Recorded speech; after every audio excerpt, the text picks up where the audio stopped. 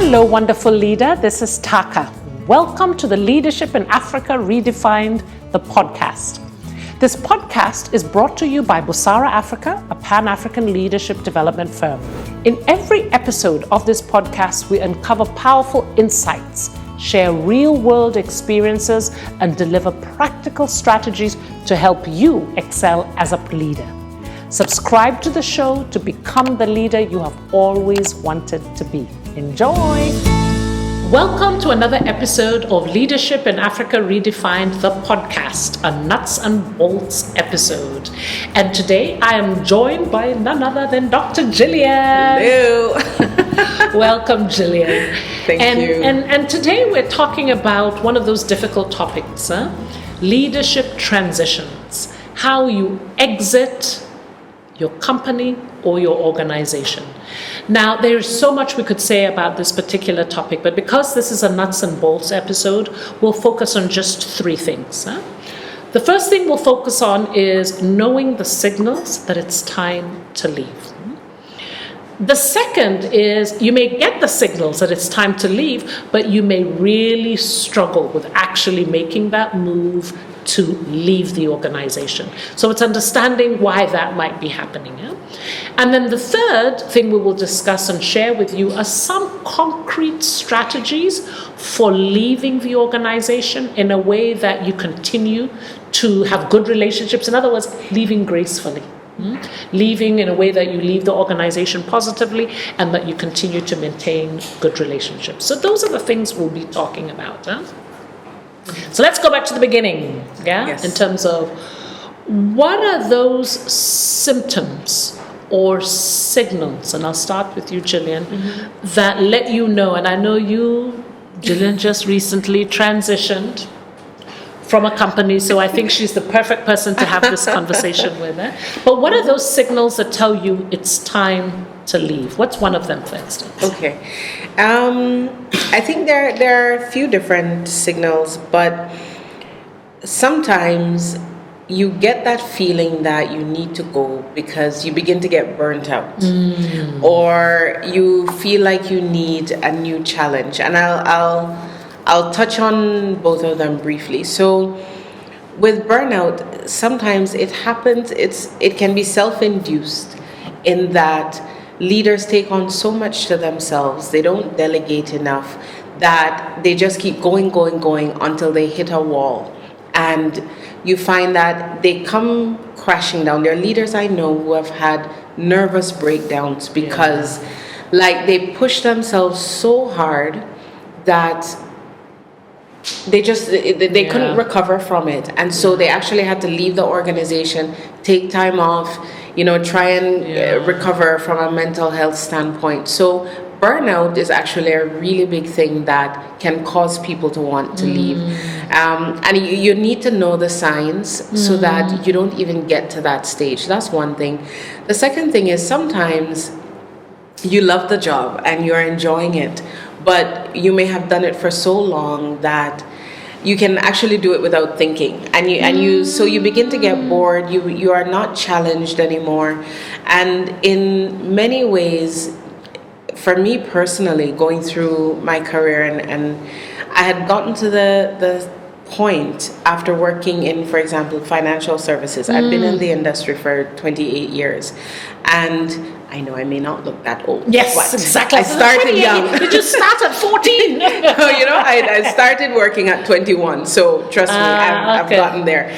But the whole point is that, especially if you've been in a particular industry for a long time, or you've been with one company for a long time, you lose that drive, that energy that comes from learning something new and doing something new and making new impacts. So I think those would be my two starting points: burnout, in many cases self-induced, but not always, and then the desire for new challenges. Those would be two that are clear signs that it's time for a change.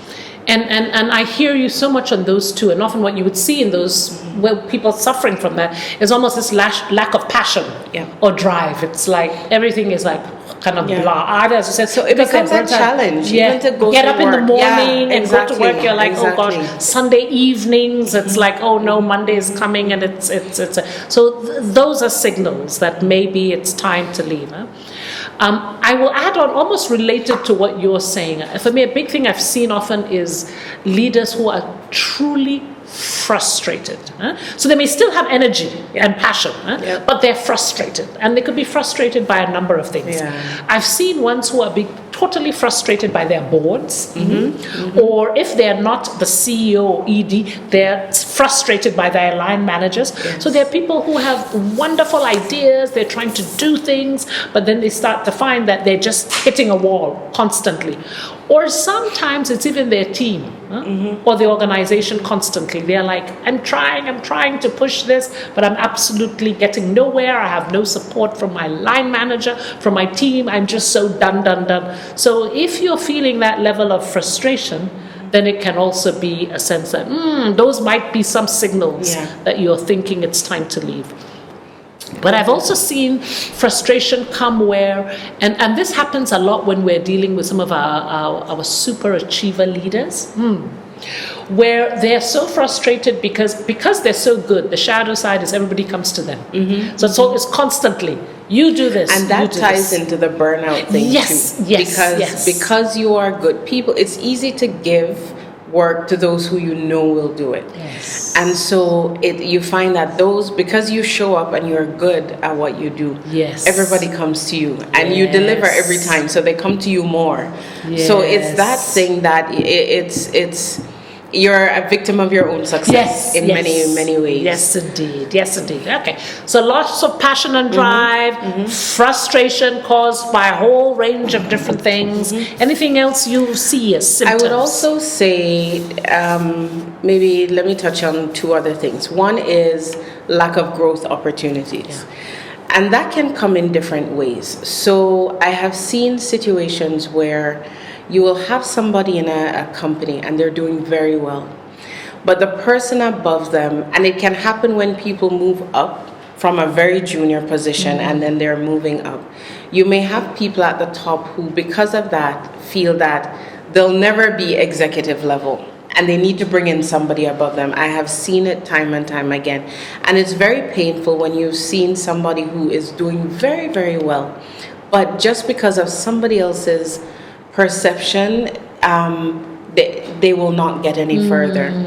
So that's one side of it. Another side, which I would say it would be more what happened to me from a growth opportunity standpoint, is when you come in one level below the head of the company, there's nowhere to go. There really is nowhere to go, especially if the organization is relatively flat or it's small. Then you will find that unless the head of the organization moves, really that's it for you.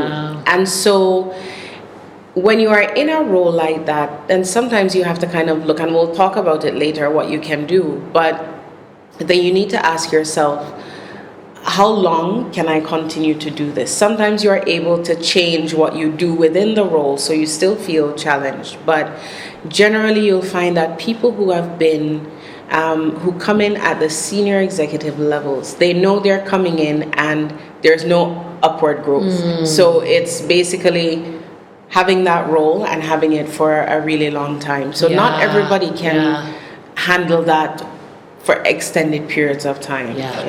Okay. So we've shared some examples of what some of those symptoms look like, and I'm sure many of you listening, not many, but some of you listening may be like, that's me, and I've been feeling that way for a while. And I think what we want to do next is recognize why, even though you've been feeling that way for a while, why maybe you have not been able to do anything about it. And by the way, this is not one of the episodes to say everybody must leave. If you're frustrated, please go pack your bag and leave. It's more saying that if you are feeling that you need a transition, it's time to exit. These are things that you can do. But we don't want to rush to that first. We want to honor why you may be finding it difficult, isn't it? To move, even though when you're doing a checklist, you're like, yep, that's me, and it's not just been for 2 days, it's been for 10 years, I've been feeling that way. What have you seen are some of the reasons why people may feel just what we described, but these leaders are still not able to move? So there are two, I would say there are two types of leaders. Okay.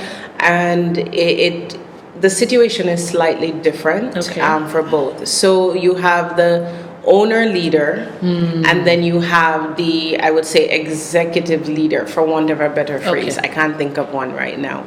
But the executive leader, if I was to define it, is somebody who was hired into an executive role. Yes. Separate from somebody who founded the company. Yes. Now, the problem with those who found a company and grow with it is the company, they're one with the company. Their entire identity is wrapped up in that company. So it is saying that you're stepping away from the company is almost saying like, I'm willing to sever an arm. Yeah. It's a very, very, very difficult thing to do. And the older the company is, the more difficult it is. Now, that is slightly different from the tech industry. People who go into a tech industry, they go in with a very short-term mindset where I'm going to build it and then try and sell it off. But the majority of industries, the people who have founded the companies, they're so wrapped up in the identity of the company, and in many ways sometimes their faces, their personas are the company. So it's not only tough for them to leave because it reflects them, but they know that if they step away, customers will also feel that loss because the customers associate them with the company. So it's that thing where on the founder side, that's often one of the big challenges from an emotional attachment. On the executive side, sometimes you may have come in to do a change initiative, like the organization is going through some change, you've come in and you've carried the organization through that change. There are some leaders who that's their thing. That's what they're really good at. They're really good at helping organizations transition through change. But when they get through the change, some leaders are not able to sustain it. Because there are some, we have such different personalities as leaders, but there are some leaders who they love the challenge of coming in, helping an organization go through a difficult period, putting things in place, restructuring, all of those things.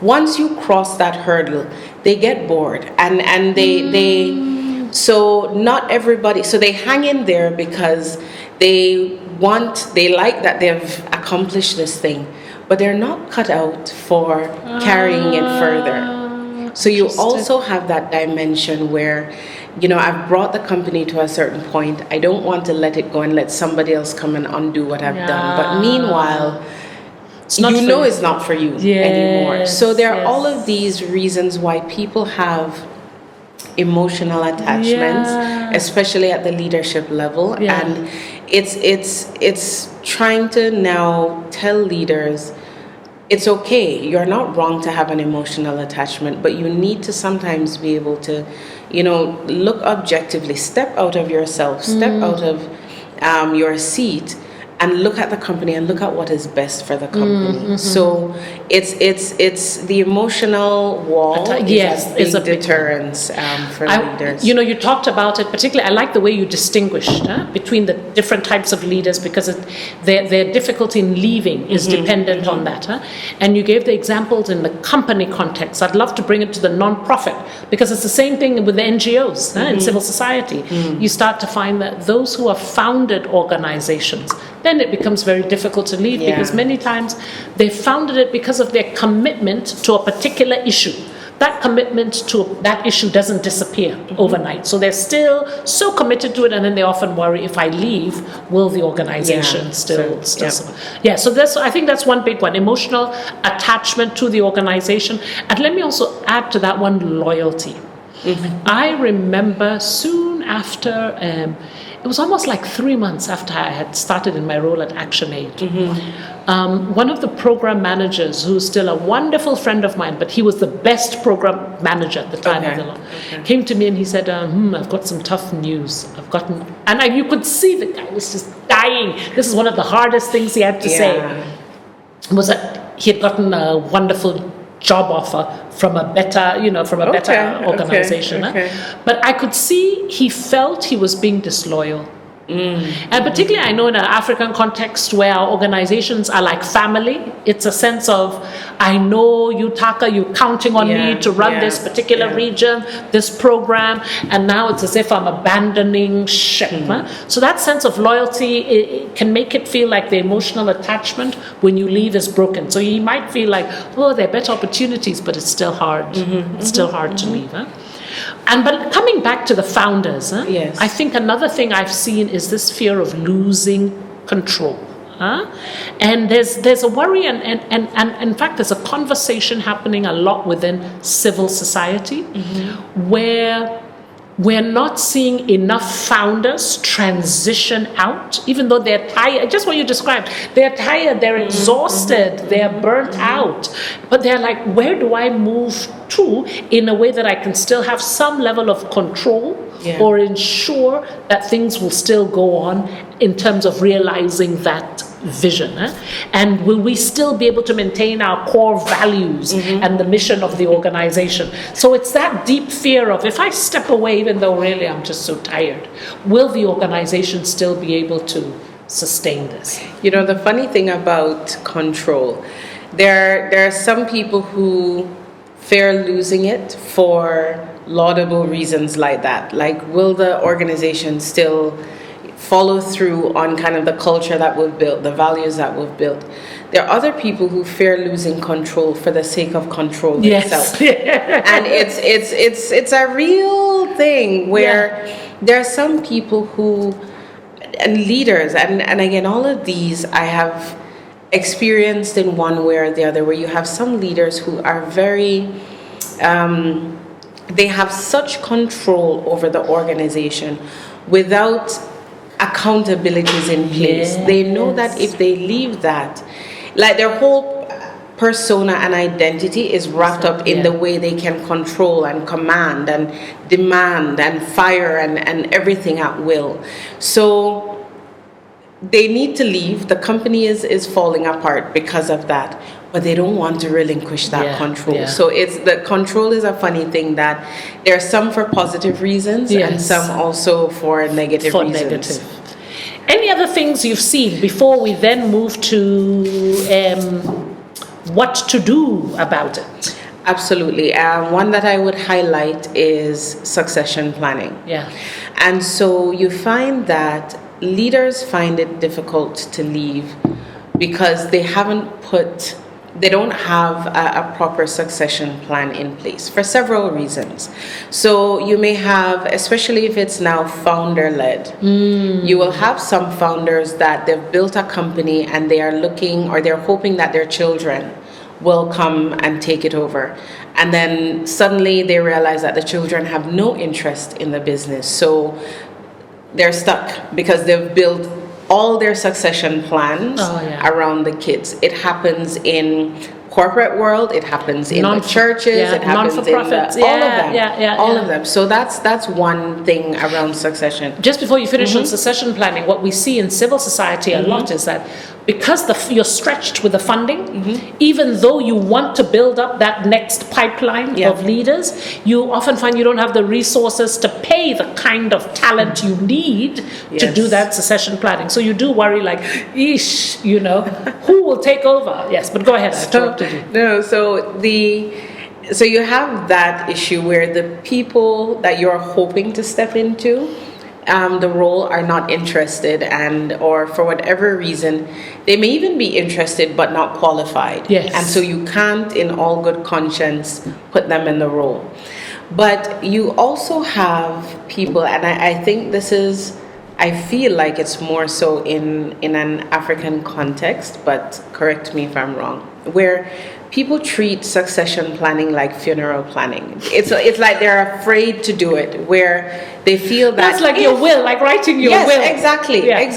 It's like if I do a succession plan, then it means that I'm going to leave, or something is going to happen, and I'm going to, lose my position or something. So people, they're so guarded with their roles sometimes that they're not even willing to go through the process of succession planning. But you won't live forever. Even if you live to 100, you won't have everything in place to be able to run a company at the level it needs to forever. Yeah. So it's this thing of it's mine, and if I even share, or if I even let anybody know that I think they're a good successor, then they're going to try and oust me. Yes, so people are very afraid of the concept of succession planning.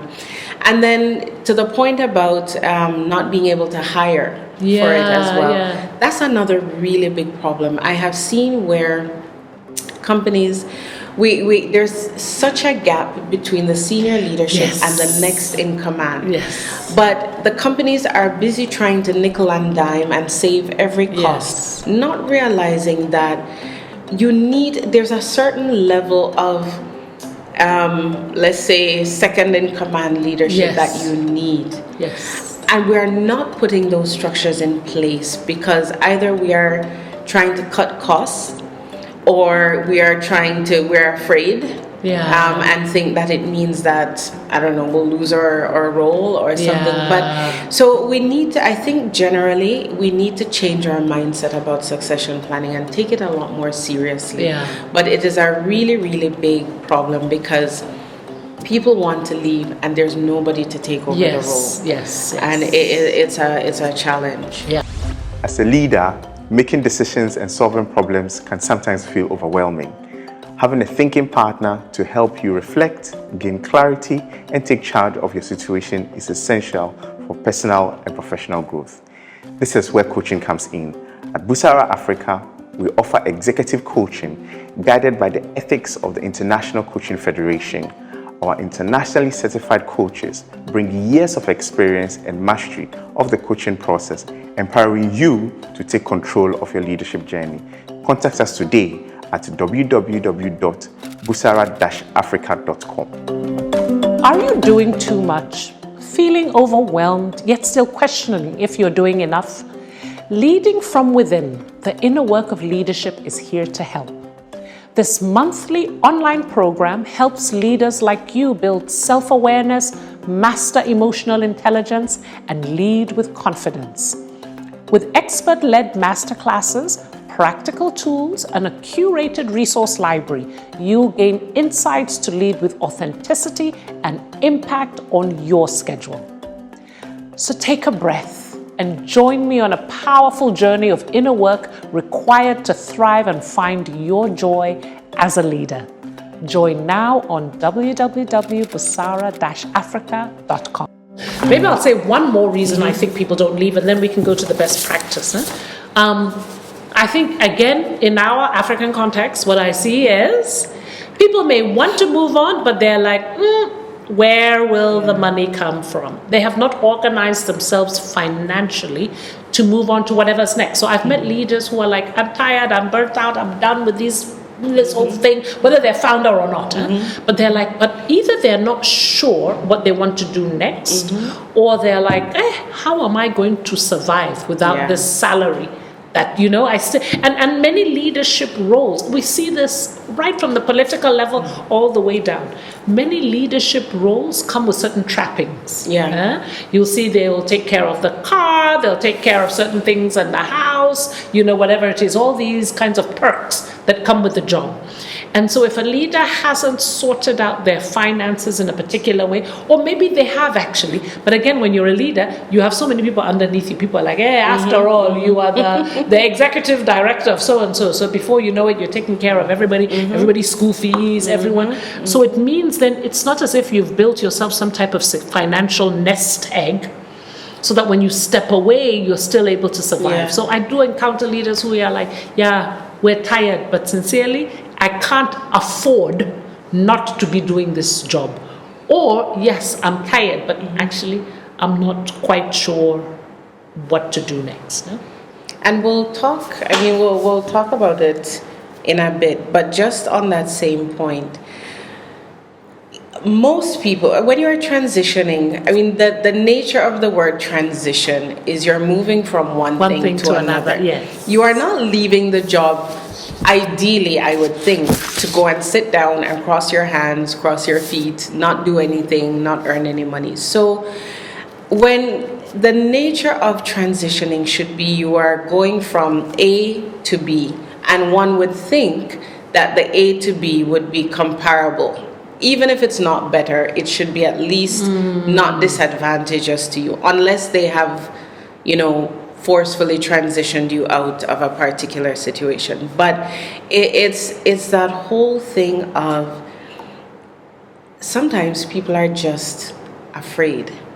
They can manage financially, but they are afraid to disassociate themselves also with a certain title. And these are now coming back to some of the cultural nuances where we are very generally, when you study the way we are, Africa is very status oriented, and so a lot of people find their value, and their families find their value in their title. So when you step away from being CEO of maybe a telco or a bank or something, and you say you're going to go and do farming because that's your passion, the money itself may not drop, but the title has changed. It's like, who are you now? Exactly, you're a farmer. Why are you gone to go and plant? Whatever, yams. Yes. So it's some of that too, where they can move, but the title is not moving with them, and they don't want to lose what comes with the title. So it's really interesting. Yes. That and actually I have to say, I think other places are just as status conscious, but they ascribe different things to status. And you're right about the titles. Okay. So with that, and I think we've already begun to allude to what are some of the things that one can do. So folks, if you are in a situation where you find that all the symptoms, you're like tick, tick, tick, tick. You find that, I've been struggling to leave, and you can it resonates. What are some of the things we can suggest very concretely you can do to really smoothen that transition? I like the way you put it in terms of transition implies you are moving from this, and there's this fear like you're jumping off a cliff to nothing. I don't think people have problems transitioning if you're going to this nice big job. Exactly. But that's usually not the situation where. Okay, listeners, so if you find that indeed the symptoms you've checked, tick, tick, tick, tick, tick, this is me, and maybe this has been you for some time, and you've been struggling to leave for all the reasons we just mentioned, what we'd love to share with you now are some strategies for transitioning in a way that you leave your company or organization stronger, but also you transition with what I call with grace. So Gillian, maybe I will start with one. Okay. I would say the first thing I would recommend that you do is be honest with yourself.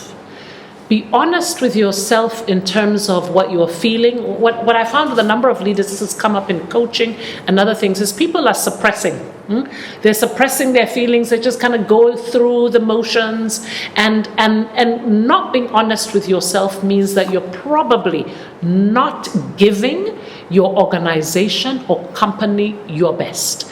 If you're struggling to get up every morning to actually get to the job, if on Sunday evening you're like, oh my goodness, how am I going to get through this particular week? Then it might be the time to say, you know what? Either I need to figure out about how to get my energy back, I need to put in some more boundaries, or maybe I need to be honest with myself that it's time to move, and I need to put some things in place to make that transition smooth. So I would say, be honest with yourself in terms of how you may be feeling. That's the first. What would you say is the second? So I think you hit the nail on the head. There are a few keywords that I want to jump on. When you talk about putting a plan in place, so for me, one of the most critical things for transition is having a plan. Yeah.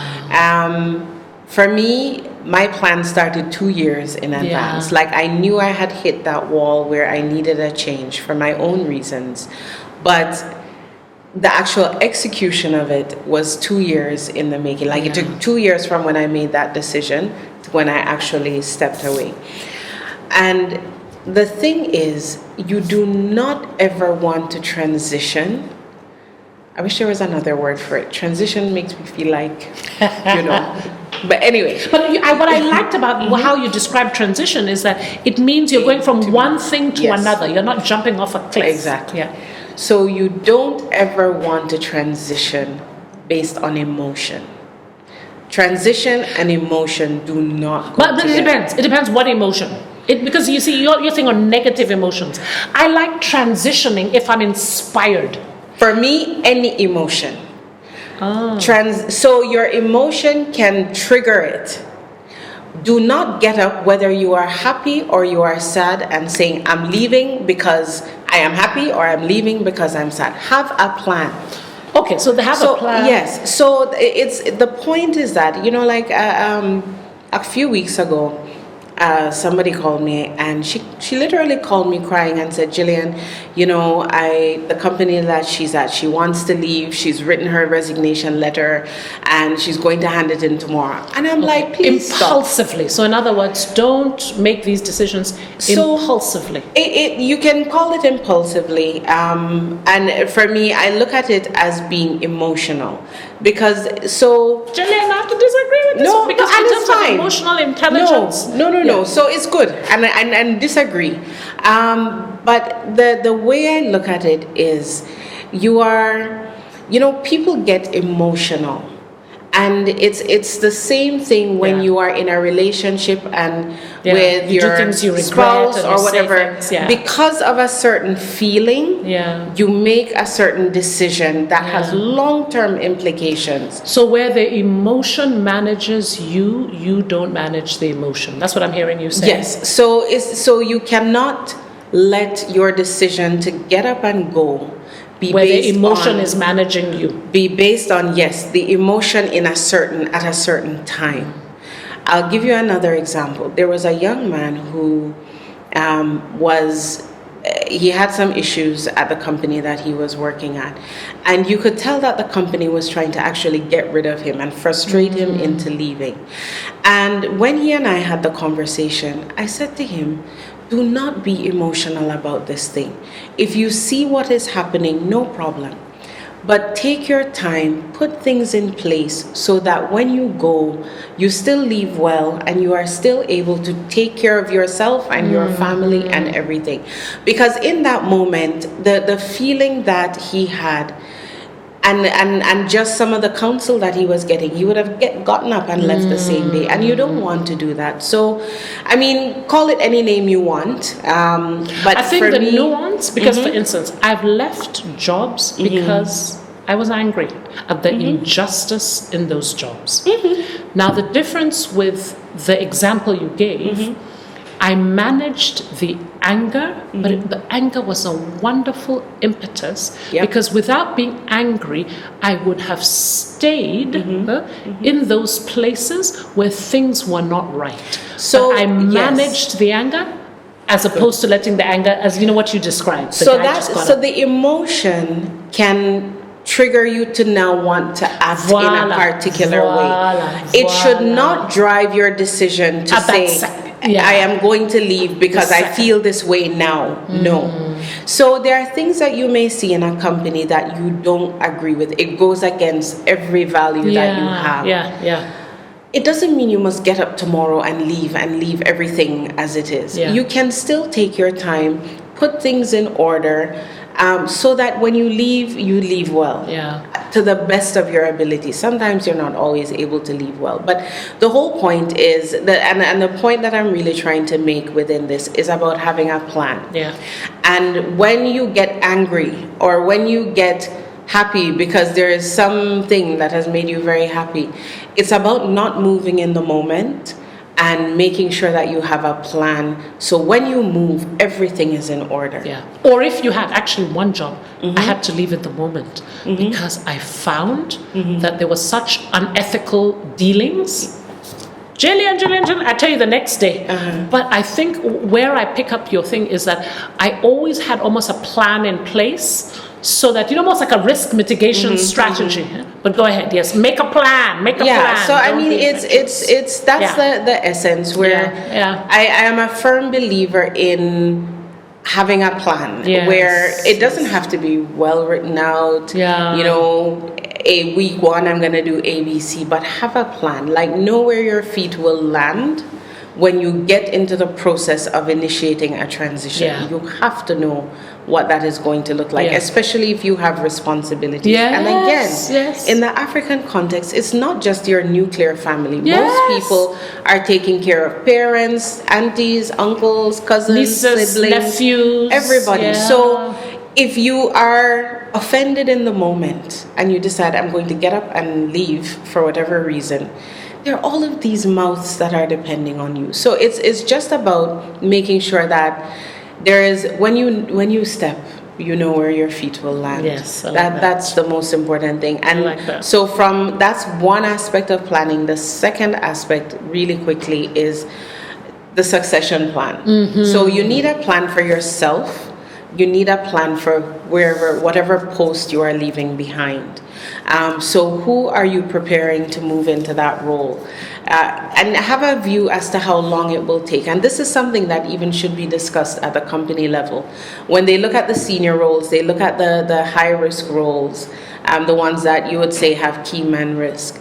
You should be looking at, if somebody exits that role today, how long will it take somebody who is coming in to catch up? So you need to also have an idea of, even with succeeding someone, how long is that learning curve to move in? So it's the two aspects of planning, for yourself and for the organization as well. Just on that planning one, just that strikes me, particularly with the succession planning, I start to realize that it works much better if you start the planning early, isn't it? Because building up a leadership pipeline, getting the right people in place for all the reasons we talked about, really takes time. So the earlier you start, even whether you're thinking of leaving or not, because I notice it's much easier to build people, coach people, mentor, when you are in a good place, when you're burnt out, when you're exhausted, your passion is going. You're just like, please, you're so, you're short-tempered. That's not the time that you're in your best space to start mentoring and grooming people who will take over.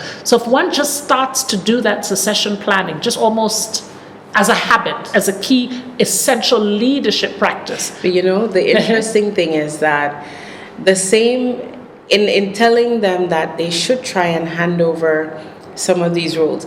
When you go back to the reasons we were just talking about, the control. People are very reluctant to let go, to even allow people who are quite capable to get the chance to kind of say, okay, let me demonstrate, that I'm actually able to do some of this, just because they're maybe afraid that if this person steps up, then does it mean I'll lose my job quickly, or so there are all of these things that transition. But maybe there was a podcast that you did, and I think you mentioned it when you were in one of your podcasts that you did recently.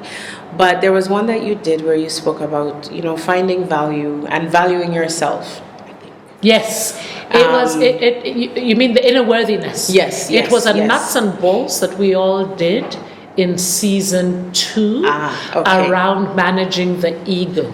Yes, perfect. That one, because we need to find the security in ourselves to be able to then allow people to step up and show what they're capable of, without feeling threatened and without feeling like, to allow somebody to be my successor means that I am giving away everything. It's insecurity to a large extent that we need to overcome as part of this process. Which always brings me back to, you can't lead another until you lead yourself. Until you do that inner work to make sure that inner confidence is there, because how do you build others up until you're able to feel that inner confidence? Is there something one needs to do in terms of, because I also see this insecurity coming up when you announce you're about to leave and then the new person is coming, in terms of how you do the handover?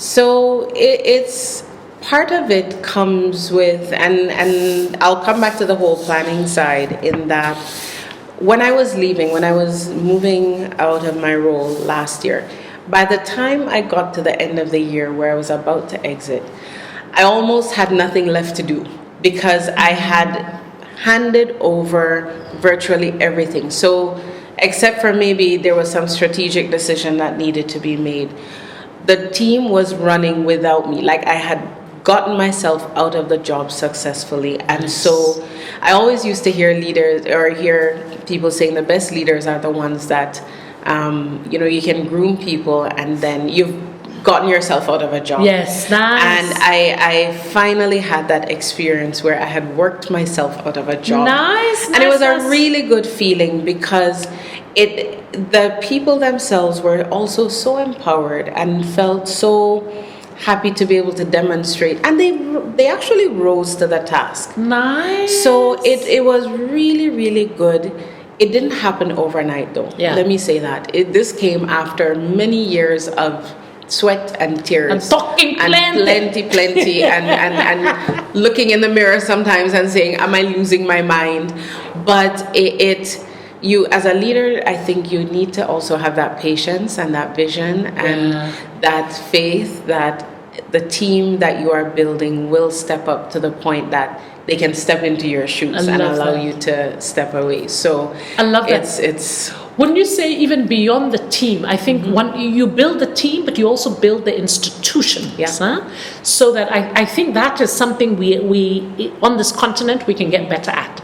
Building institutions, because you are much better able to leave and things will remain if you've put in place a strong institution that has the right kinds of systems, processes, practices, culture, ways of doing things, so that whether you are there or not, people understand, so with this particular team, with this organization, this is how we do things. And there's systems and processes that facilitate that. So I think that's another key thing.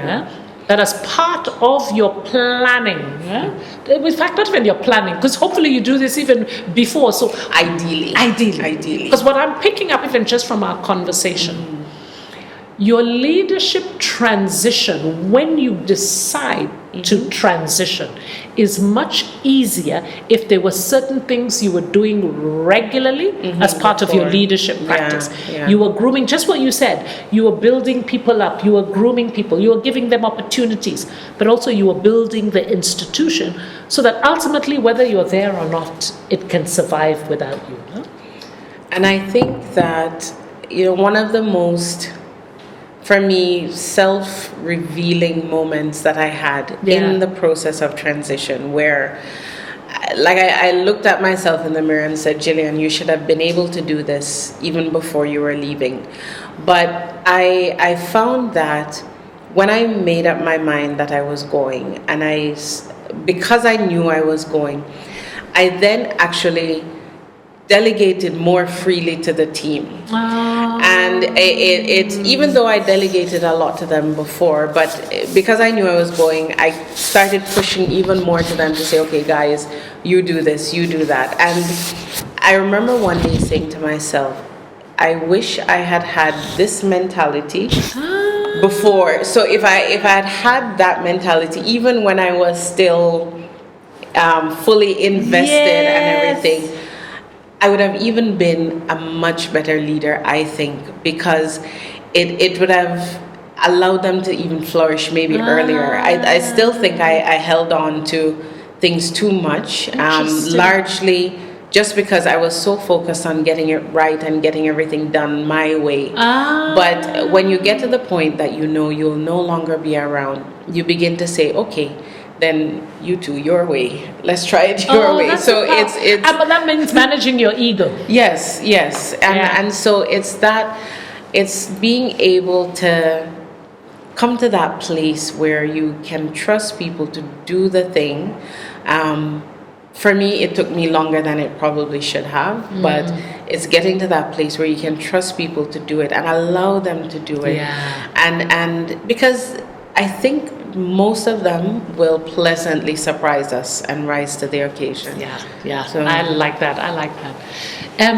And then I would say another key thing to do is this thing about communicating openly and transparently about why you're leaving and in a timely manner. I know I'm sure you've seen folks who they just drop the ball, either because again they let whatever take over themselves, take over, and then they just announce it in a way that it doesn't give the organization or company enough time to replace them. So if you're talking about exiting gracefully in ways that doesn't help, hurt the company, I think there's something about getting the communication right, giving enough notice, giving the right over notice. You over notice. Giving the stating the reasons to the extent that you can. I find even if you're able for organizations and companies that do exit interviews, really using that as an opportunity. Those are really rich data for people and culture and HR and leadership in terms of what can improve the organization. So those exit interviews can be powerful, but this thing about communicating openly, transparently, in a timely manner is critical in how one manages the transition. I'll just say that for me, when I made up my mind that I was planning to go, I gave my boss notice in January that I was planning to leave in December. Not written, but I just kind of said, hey, this is where I'm at, and it's come to this time, and this is what I want to do. It ended up taking an extra year beyond that, but during all of that time, I was very clear. Then my direct managers, I think I gave them about 5 months lead time, so that they would know. So I phased it out as well, and I would recommend that people do something like that, where you don't necessarily need to tell everybody at once. Exactly. But you phase it out, and based on the roles and all of those things.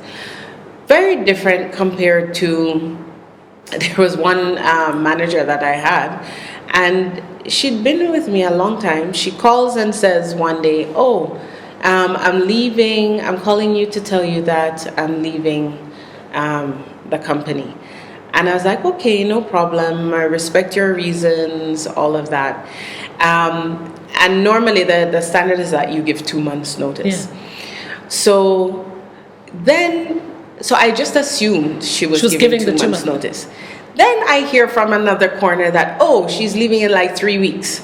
And so in this instance, she never directly told me when she was leaving. I had to call HR. I had to say, when is this person leaving? And it was always like shrouded in mystery and everything. And I'm saying, to your point that you made at the beginning, leave well. Yes. The best thing you can do is leave well, because the world is so small. It is so small. It is not worth, I find there are so many people, when they want to leave jobs, they come and tell you the story I get a lot is, I want to take some time. I don't know what I'm going to do. I'm just going to, go home and rest for some time. And I'm like, seriously?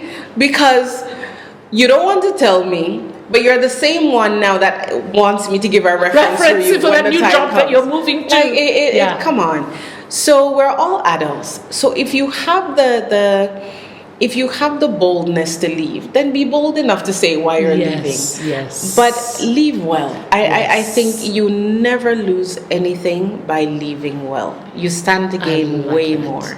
And the more I like the examples you're giving in terms of phasing it, because I started to realize too, depending on your level of seniority, you do need to give it. It'll take longer to replace you. So you need to give those who will be responsible for replacing you sufficient notice, so that they can do that, so that the whole organization or company is not thrown off. You don't have to give a year. I mean, that was extreme. But the whole point is, don't give the stipulated company time, even just for goodwill. Give more than that. It doesn't hurt. Maybe a last one, Gillian, is what suggestions would you give to leaders who are transitioning, recognizing that this is a deeply emotional? We talked about why they may do it, but they may not. What support do you think, or what ideas or suggestions would you give? I think that if you are going through a transition or you're thinking of transitioning out of, actually transitioning from one role to another, it could even be in the same company, or transitioning out of a company, whether you own it or you're an executive there, get counsel. I always believe in having people that you can kind of talk to, talk it through, make sure that you're thinking through all the different things. It's a big decision. A lot of times these decisions have far-reaching impacts that sometimes you yourself can't think of in the moment. So it's always good to surround yourself, have mentors. Like, I'm a firm believer in mentors. Taaka, she's my mentor. Mutual mentoring. Yes, we do actually. But I told you, and I mean, you were one of my sounding boards during that time.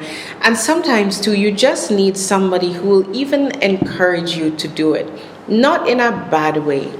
But I remember when I started announcing my resignation, interestingly enough, a few people came and said, Gillian, that's so courageous, in the sense that it's not an easy thing to do, especially in my case. I wanted to go out onto my own and kind of start my own consulting business. So sometimes you just need somebody to also encourage you, to tell you that you can do it. Yes. And it's not because they're trying to get you out of a company or whatever. It's just to tell you that you are actually capable of doing even more than you're doing right now. So I believe in people giving you sound advice. Nice. I also believe in having people who can encourage you, but still tell you what to look out for. Nice. So it's have that balance of people in your life, so that you have a strong support system. I believe strong support systems are absolutely incredible. Key. I would add coaches. I mean, in some of the coaching work I've done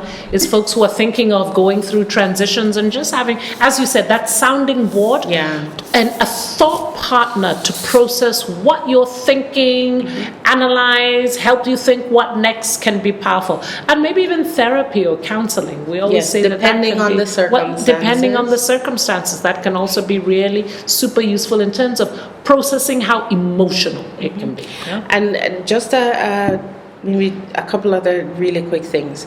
Sometimes, earlier when you spoke about loyalty and people struggling to leave because of loyalty, some also struggle to leave because of guilt. And they feel so guilty that, I'm disappointing somebody, or I'm doing this. And so you need people who can hold you up and who can say, change is okay. So change is fine. So I mean, there's nothing wrong with change. So embrace it. And so I just want to tell people that don't be afraid to not step into your next level, because you are guilty or about your past, like leaving something behind. It's totally possible to do it. And my last maybe parting comment too would be, not everybody leaves because it's their choice or because it's to something better. Sometimes it's a negative situation that will push you out. In those instances, talk to somebody. I am a firm believer in getting help through coaching or through a professional that you can speak to, just somebody that you can kind of de-stress on, because sometimes people can't process all the emotions that they have, and then they end up going home taking it out on their family or something, or they get stuck in a rut where it's like they're almost like paralysis, that they can't move on. So really, if you are moving, if you're transitioning because of a difficult period especially, talk to someone and really just get that help, get that sounding board, get the advice, the counsel, so that you don't carry baggage into the next stage of your life. Wow. Okay. So thank you, amazing listeners. There's so much we can say about leadership transitions, isn't it? But we've talked about what are some of the symptoms. We've talked about why you may be experiencing some of those symptoms, but are unable to do so. And I think we've ended up with some really, I think we had about 6 very concrete things you should do. Lots of things you should do, but 6 concrete ones. Number 1, be honest with yourself in terms of what you're feeling. Don't pretend. Number 2, make a plan. As Gillian has said it very clearly, don't just jump into something. Have a plan. Number 3, make this a regular leadership practice of succession planning, building people up so that should you decide to leave at some point, at least you're leaving behind people who are ready to step into your role. Number 4, gradually transition leadership responsibilities. 5, I talked about building a strong institution, so that there's systems in place, processes in place. If you go, it's not all sitting on you. 6, my numbering has gone, don't mind me. Communicate openly and transparently and timely. I think Gillian gave some fantastic examples. And number 7, 8, 9, 10, whatever that number might be. The rest. For the last one, we said make sure you get some support. Your mentors, your coaches, your counselors, your kitchen cabinet, get help to do it. But thank you for joining us. Give us your feedback. We'd love to hear what you think, your ideas. But thank you for joining us, and don't forget to subscribe so you don't miss a beat. Thank you. All right. See you all. Ciao. Bye. Thank you for tuning in to this episode of Leadership in Africa Redefined, the podcast. I hope you learned a lot. And if you found value in this conversation, share it with a friend and be sure to subscribe so you never miss an episode. If you would like further support on your leadership journey, please get in touch. You can find us on busara-africa.com. And don't forget to follow Busara Africa on all social media platforms.